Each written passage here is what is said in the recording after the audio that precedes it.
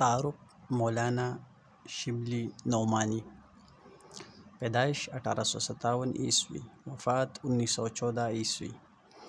مولانا Shibli Nomani U P کے ضلع اعظم گڑھ کے قصبے بندول میں پیدا ہوئے۔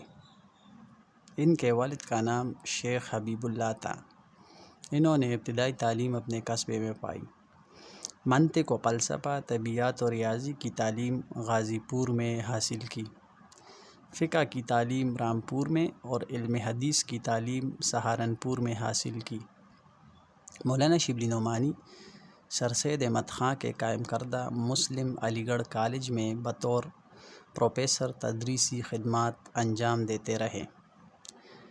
1882 عیسوی میں پروفیسر آرنلڈ کے ساتھ اسلامی ممالک کا دورہ کیا۔ ترکی حکومت نے انہیں تمغہ مجیدیہ اور انگریزی حکومت نے انہیں شمس العلماء کا خطاب دیا۔ سر سید کی وفات کے بعد لکھنؤ چلے گئے۔ وہاں ندوۃ العلماء کے نام سے ایک مدرسہ قائم کیا۔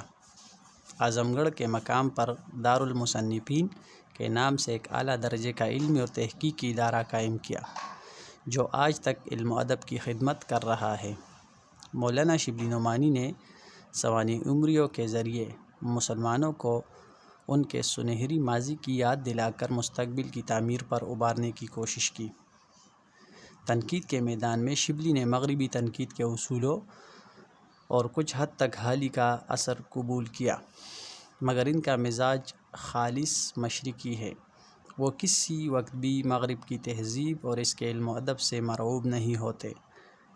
ان کا شمار سر سید کے رفقا اور اردو نثر کے عناصر خمسہ میں ہوتا ہے۔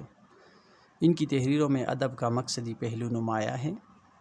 ان کا نصب العین یہ ہے کہ مسلمانوں کی تہذیب اور تاریخ کو نئے لوگوں کے سامنے اس انداز سے پیش کیا جائے کہ ان کے دل میں اپنے ماضی کے متعلق احساس فخر پیدا ہو اور وہ اپنے مستقبل کو بہتر بنانے کی طرف متوجہ ہوں۔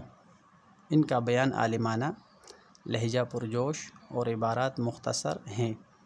ان کی تحریروں میں جوش بیانی اپنی پوری آب و تاب کے ساتھ جلوہ گر ہوتا ہے۔